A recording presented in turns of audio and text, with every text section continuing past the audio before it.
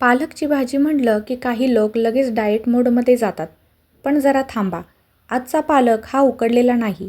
आजचा पालक आहे खमंग, कुरकुरीत आणि गरमागरम. बाहेरून क्रिस्पी, आतून मऊ आणि प्रत्येक घासात पालकाची चव. ना जास्त मसाले, ना जास्त पीठ, तरीही पकोडे टेस्टी आणि कमी तेलकट. थंड झाले तरी नरम न राहणारे. छान असे क्रिस्पी असे होणारे हे पालक पकोडे. पावसाळा असो किंवा संध्याकाळची भूक, हे पालक पकोडे नक्की बनवा. या व्हिडिओमध्ये आपण बघणार आहोत पालकची भजी कशी बनवायची. सर्वात आधी इथे पालकची पानं मी निवडून घेतलेली आहेत. या पानांमधले एक्स्ट्राचे जे काही देठ असतात ते देठ पूर्णपणे काढून टाकायचे आहेत. आपल्याला पालकची भजी बनवण्यासाठी फक्त पालकची पानेच घ्यावी लागणार आहेत. त्यासाठी व्यवस्थित याचा देठ पूर्णपणे काढून घेऊया आणि अशा प्रकारचे सगळे पानं घेऊया आणि ती चिरून घेऊया. चिरताना बारीक अशी चिरायची नाही आहेत. आपल्याला थोडी मोठ्या अशा साईजमध्ये ही पानं चिरून घ्यायची आहेत. आणि एक टिप, इथे ही पानं चिरायच्या आधी धुवू नका, नाहीतर त्यामध्ये जास्त पाणी राहतं. त्यासाठी आपण चिरून घेतल्यानंतर ही पानं धुवून घेणार आहोत. हे पहा, अशा प्रकारे मोठ्या प्रकारे आपण ही भाजी चिरून घेणार आहोत. जास्त बारीक चिरायची नाही आहे. आता भजीसाठी लागणारे पीठ तयार करू. त्यासाठी एका मिक्सिंग बाउलमध्ये मी 5 ते 6 चमचे एवढं बेसन पीठ घेत आहे. बेसन पीठ घेतल्यानंतर त्यामध्ये अर्धी वाटी एवढं तांदळाचं पीठ घालून घ्यायचं आहे. इथे एक टीप आहे, तुम्ही जर तांदळाचे पीठ वापरले तर भजी छान कुरकुरीत आणि आतून नरम अशी होतात.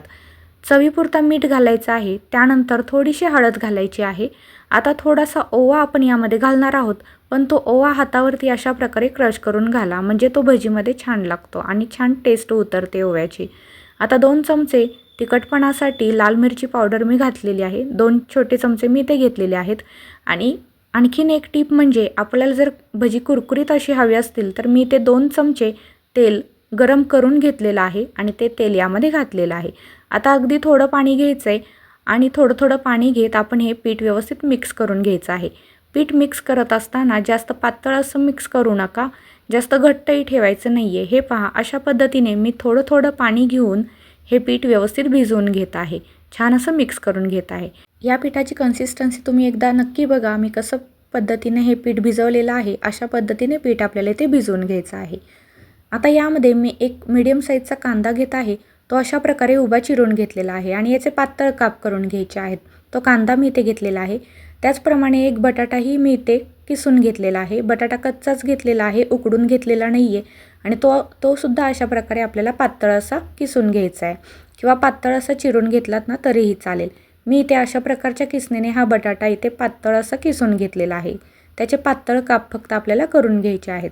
आता आपण चिरून घेतलेली जी भाजी होती पालकची, ती मी 2 ते 3 वेळा स्वच्छ धुवून घेतलेली आहे आणि नंतर यामध्ये घालून घेते. आता सगळं व्यवस्थित हाताने आपल्याला मिक्स करून घ्यायचं आहे या पिठामध्ये आणि छान आपण ह्याचं एकजीव असं पीठ तयार करूया आणि अशा प्रकारे याची भजी तळून घेऊया. आता भजी तळण्यासाठी मी कढईत तेल गरम करायला ठेवलं होतं. ते छान तापून द्यायचं आहे. तेल चांगलं तापलं की त्यामध्ये मी इथे 4 मिरच्या सर्वात आधी तळून घेत आहे.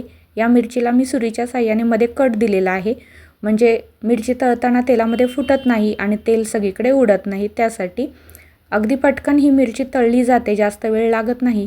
2 मिनिटातच मिरची व्यवस्थित तळून झाली. तेलातून काढून घेऊया. आता याच तेलामध्ये आपण भजी तळून घेऊया. भजी तळत असताना सुरुवातीला गॅसची फ्लेम लोच ठेवायची आणि सर्व तेलामध्ये भजी सोडून झाले की त्यानंतर गॅसची फ्लेम हाय करायची आणि हाय फ्लेमवरतीच भजी तळून घ्यायच्या, म्हणजे त्यामध्ये तेल राहत नाही, भजी जास्त तेलकट होत नाही. इथे आपण खाण्याचा सोडा अजिबात वापरलेला नाही आहे, तरी पण तुम्ही बघू शकता भजी तळून झाल्यानंतर एक भजी मी तुम्हाला मोडून दाखवते की भजी आपली किती छान क्रिस्पी झालेली आहेत, हे तुम्हाला व्हिडिओमध्ये लक्षात येईल. खाण्याचा सोडा अजिबात न वापरता बनवलेली ही पालकची भजी तुम्ही एकदा नक्की ट्राय करून बघा. सर्वांना खूप छान आवडतात ही भजी. जी लोक पालकची भाजी आवडीने खात नाहीत ती लोकंसुद्धा ही भजी तुम्हाला मागून खातील. तुम्ही नक्की एकदा ही भजी ट्राय करा आणि कशी झाली मला कमेंट करून नक्की सांगा. आता तेलामध्ये दोन्ही साईडला व्यवस्थित गोल्डन ब्राऊन कलर होईपर्यंत ही भजी आपण तळून घेऊया. गॅसची फ्लेम हायच ठेवलेली आहे आणि चमच्याने हलवून घेत आपल्याला भजी तळायची आहेत, नाहीतर एकाच साईडने करपून जातील. तेलातून व्यवस्थित नितळून भजी बाहेर काढूयात. हे पहा, अशा पद्धतीने मी इथे सर्व भजी तेलामध्ये तळून घेतलेली आहेत.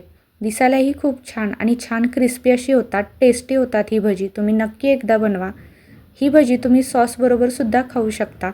पावसाळ्याच्या दिवसातही काही तुम्हाला खाऊ वाटलं किंवा संध्याकाळच्या छोट्या भुकेसाठी जरी बनवावंसं वाटलं तर तुम्ही ही झटपट होणारी पालकची भजी नक्की ट्राय करा. ही रेसिपी तुम्हाला कशी वाटली मला कमेंट करून नक्की सांगा. आवडली असेल ही रेसिपी आणि हा व्हिडिओ तर तुमच्या मित्रपरिवारामध्ये नक्की शेअर करा.